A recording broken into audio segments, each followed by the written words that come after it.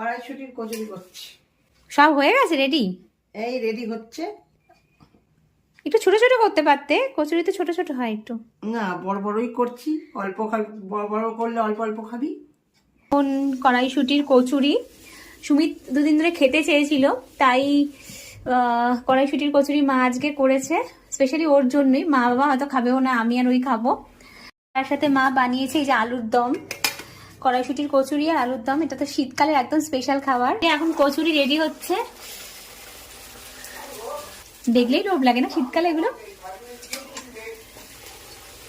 মা লুচি এমনিতেই খুব ভালো বানায়, তার সুমিতের খাবার রেডি হচ্ছে। না না, এতগুলো আমাকে আগে দিও না। কেমন হয়েছে কচুরিটা? খুব ভালো, ভালো হয়েছে, দারুণ।